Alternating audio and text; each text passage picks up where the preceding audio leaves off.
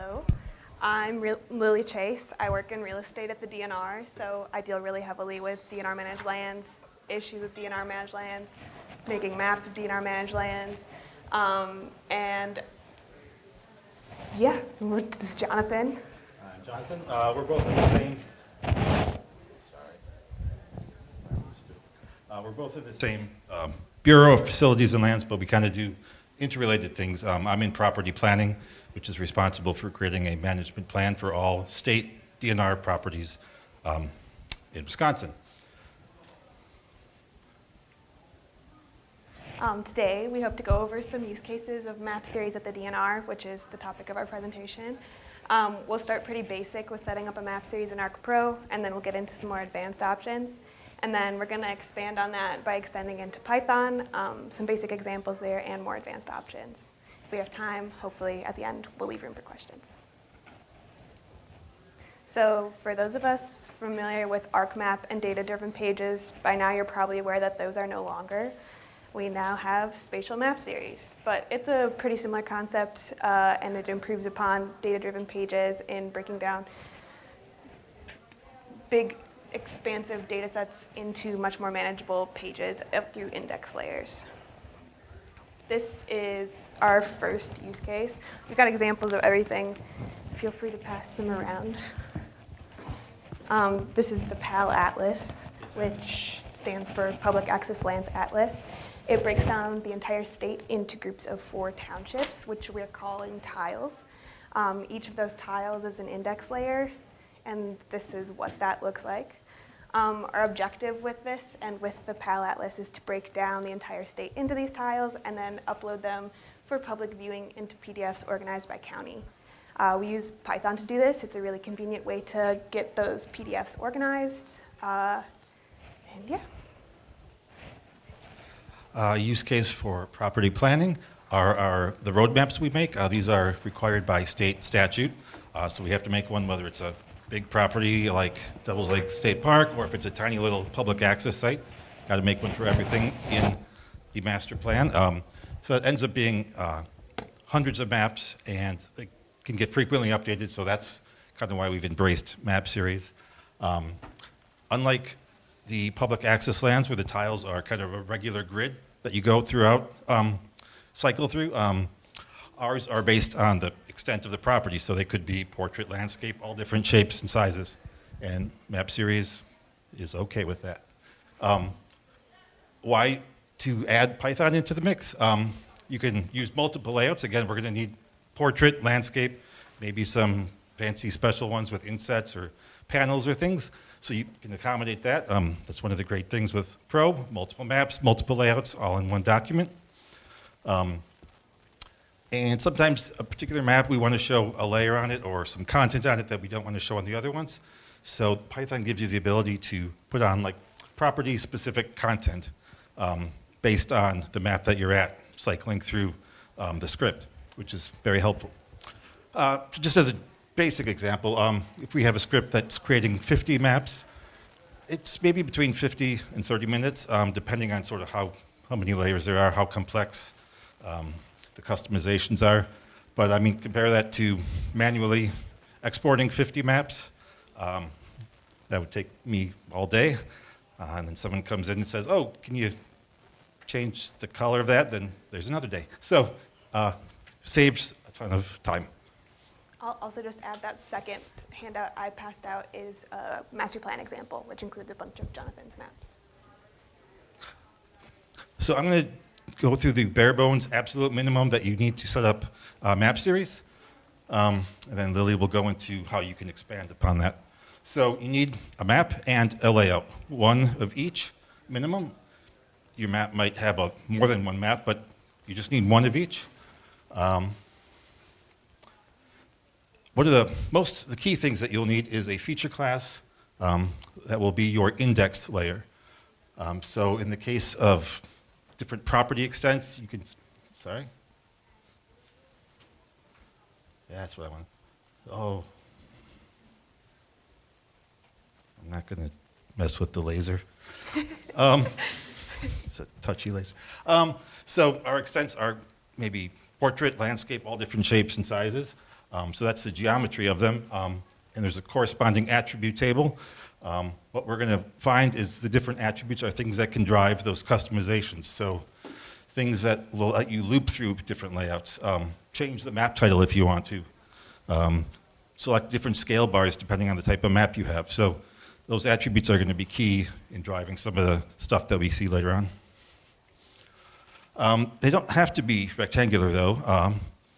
Usually we think of an extent as just a map as being a rectangle. You could have extents that are funny shapes like this. This is the Elroy Sparta State Trail. If you haven't been, check it out this summer. It's wonderful. There are 5 towns along the way. So we've got an extent that just kind of follows the trail approximately, or one that just focuses on the individual towns. And we'll tell you why that's useful shortly. You can try to guess in the meantime. Then you'll create and enable the map series itself. From the important note is that a map series is tied to one layout. So there's a one-to-one relationship between those. So you'll bring the layout you are interested in into your map project from the Insert tab and the Map Frames group. You will click on the Map Series button, and these are the bare minimum things that you will need to activate Map Series, specifying the map, the index layer, and the index name, which was from the previous slide. There are many more things you can do, but that comes shortly after. If you've got a ton of different properties in your map series, sometimes they have up to 40 or 50. When you click that initial OK button to generate it, it might take some time. And Pro likes to refresh it very periodically. So you can just kind of expect that. Don't panic. Don't think that it makes it unworkable. You find different ways to kind of work around it. But that is, that happens. And finally, you're just exporting your map like you normally would. You enter all the same settings you have, like on the left-hand side there. There's a few more options that you can specifically do for map series, just like you would in Microsoft Word. Export this range, just one page, all the pages. But yeah. All right, to get into the weeds a little bit more, everything we've touched on so far has been a spatial map series, which is the new and improved version of a data-driven pages, pardon me. And in a spatial map series, one page of your index layer or one feature in your index layer equals one page of your map series. Again, that's what Jonathan and I use most often. That's all the examples we've shown so far. But there are also bookmark map series, where one bookmark equals one page in your map series, so also a spatial map series.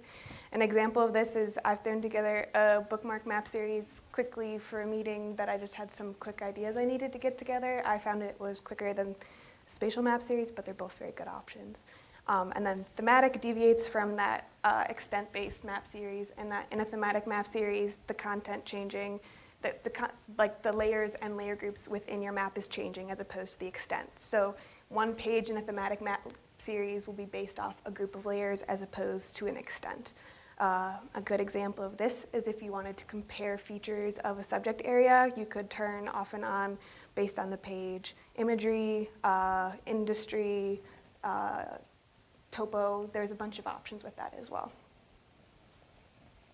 To get a little bit more into the weeds of the layout properties in a map series, we can expand on just the basic ones you turn on when you generate a map series, but you can see in this first third of the layout properties of a map series that we've enabled the map series, and it's a spatial map series. You're also going to point to the map you want the map series for and your index layer. You can have a name field and a sort field here as well. But then we also have some more advanced options. You can group your pages based on a field in your index layer. You can set page numbers, and you can also play around with rotation and spatial reference here. You can also set different map extents. In this example, we're just doing an example of best fit with a 200% margin where it rounds to the nearest tenth. But you can also maintain the same scale and center it to your subject in your index layer. Or you could use a field in your index layer as the scale for your map. Another good tool to use when you're creating a spatial map series is a page query. Page queries are used to specify which layers are drawn on a spatial map series. In this case, I want my subject parcels, which match my index layer, to be shown in red. So I've set that up. And any parcels that do not match my index layer, I want to be shown in yellow. So I would have selected don't match for those non-subject parcels. Another great tool to take advantage of in a spatial, well, any map series really, is dynamic text. It's a super powerful tool that you can have change on every page of your map series. It can be based on your map or your project, your data. There are a ton of options here, and all of the types of map series we've talked about so far today can use dynamic text. You access that in the Insert tab in the Graphics and Text group. And for a map series, one of my favorite features there is the attribute feature, in which you can pick any of the attribute fields of your index layer and use that as dynamic text in your map series. So it will change based on the page of your map series, which is pretty sweet. And going back to that same example, everything in a black square here is dynamic text. Most of it is pulling directly from my index layer, but some of it, like date or username, can also be used as dynamic text. So now you've had time to think about this. Why on earth would you have an extent that's just 5 little rectangles that are merged? It's a multi-part feature. They're merged into one. The reason we use it is for this handy setting in your legend. Under the feature display options, we often click the button that says only show the features that are on the map. You don't want to show features off the map that are in your legend. But there is also a drop-down when map series is activated to only show features in the map series. So if we limit the shape of the map series on the left, we get far fewer features, just the ones that are in those 5 towns along the trail, because that's where our map is going to be zoomed into. If you've got the huge rectangle, then you end up with all sorts of features in the legend that are way far away from the trail and aren't really significant. So that's a cool little thing that we discovered for legends with map series. Okay, now to get on to Python. We printed out some examples. There are way more people here than... There might be enough. You're being optimistic. Okay. Yeah, I'll just take one, pass it on. Isn't that the grade school? I'll be starting with the really basic end of Python, and I will also just add that Visual Studio Code is supported at the DNR and widely used by developers. It's what Jonathan and I use, but any Python IDE can be used to do what we're about to talk about. Why would we use Python? In general, it provides us greater flexibility for customization, which is huge. We can incorporate multiple layouts. We can toggle map layers off and on, and toggle layout elements off and on. We can incorporate inset maps or multi-panel layouts, and we can group pages into separate PDF based on the fields of an index layer. And we also have the ability to create maps without opening the map project, which is pretty convenient. This is the example we just handed out to all of you, and we're just going to read through it really quickly. This is a simplified version of the script we used to create the PAL Atlas, that big fat book of maps we passed out. We've simplified it for this example, and we've added some helpful comments as we work through it. So starting at the top, you can see that we're importing ArcPy, and in line 2, we've printed connecting to the APRX. We use this print tool a lot to just keep us updated as we're running through the script. It will tell us progress that's being made or a lack thereof if something gets caught up. And then in line 4, we're referencing our desired project. In lines 7 through 9, we're creating our layout object, our map series object, and our index layer object. And then in line 11, we've specified what counties we want maps generated for. When we're creating the real PAL Atlas, we run all 72 counties, and this script takes like 2 hours to run usually. Then in line 13, we have a for loop, which will loop through the county list above and run through these next steps. In line 16, we have a definition query. In line 18, we have that definition query being applied. And then in lines 20 and 21, we're creating a file name and creating the PDF. Again, that loop will repeat through all the counties we've listed, and then we will have it tell us when it's done, and it will delete the APRX. For a little bit of context, we have a screenshot of the queried attribute table, so what's going on in line 16. You can see that any field that the word Bayfield was included in is included here, because we have pages that are just Bayfield counties and ones that abut Ashland, and those would also be included in the PDF we're exporting here. Okay. 16 minutes. Okay, so that was kind of a basic use of Python and map series. So now we're going to go through some maybe more advanced options.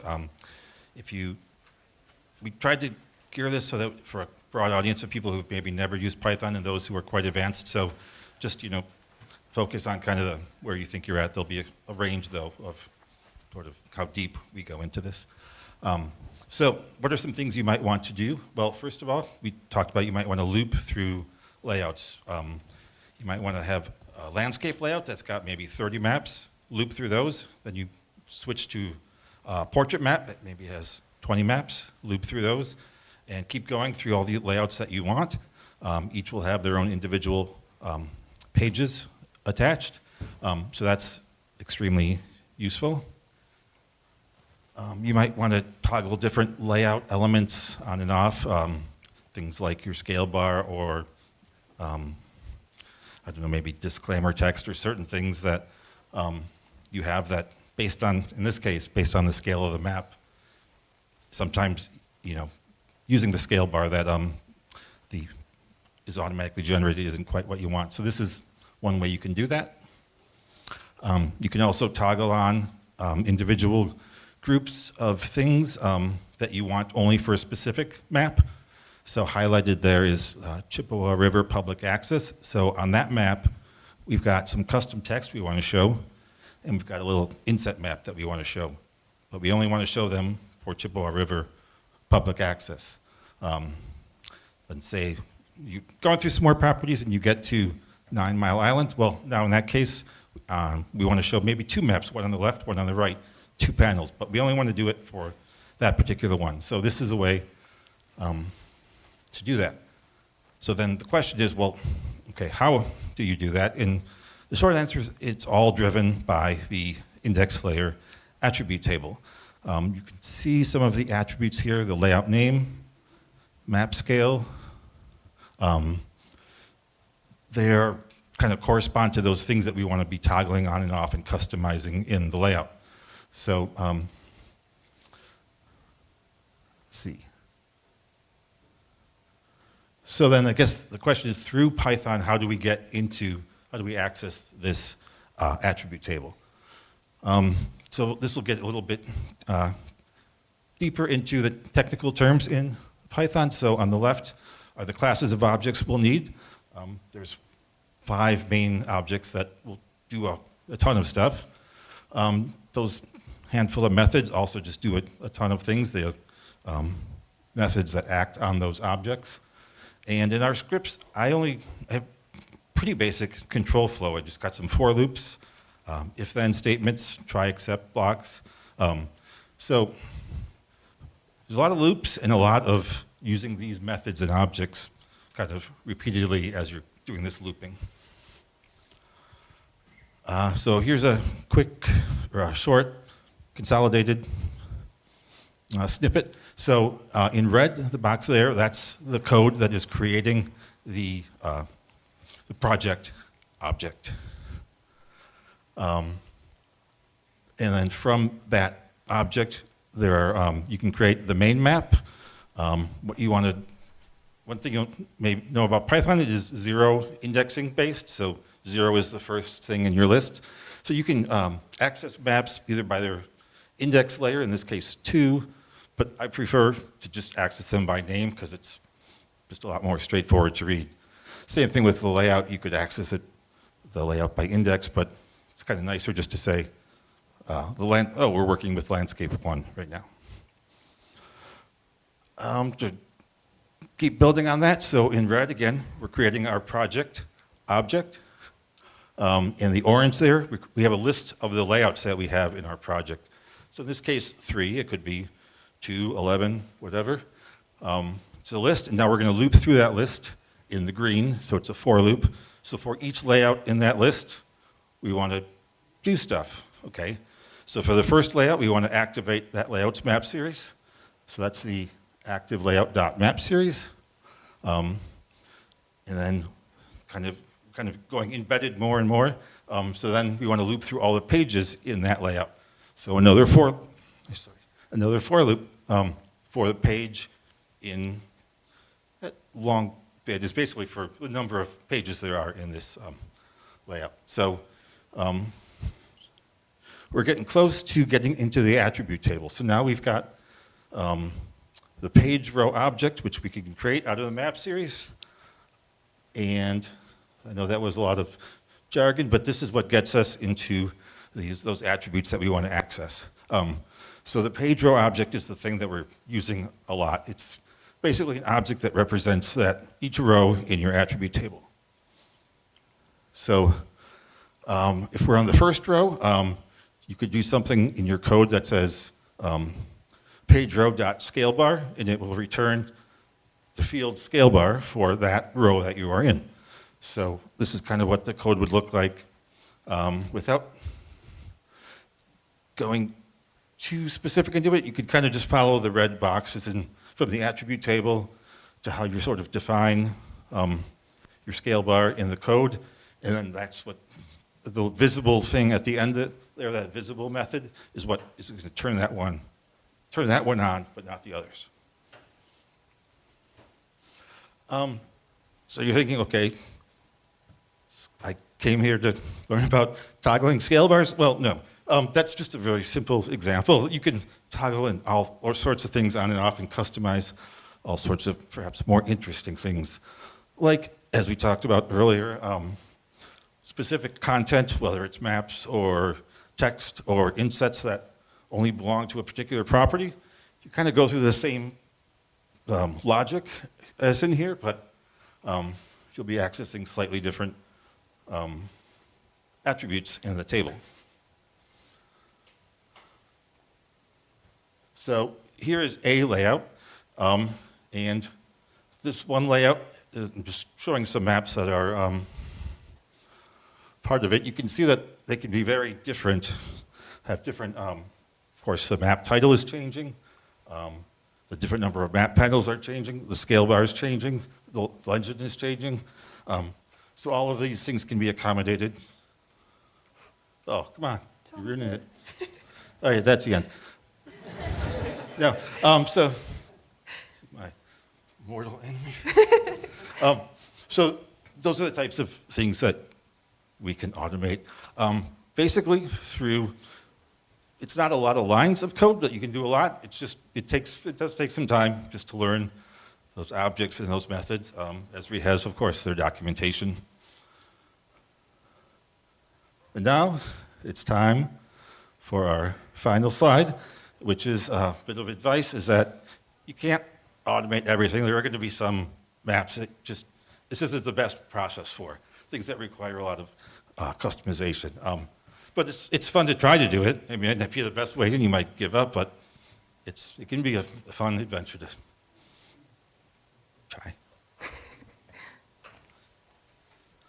With that, Lily will answer all your questions.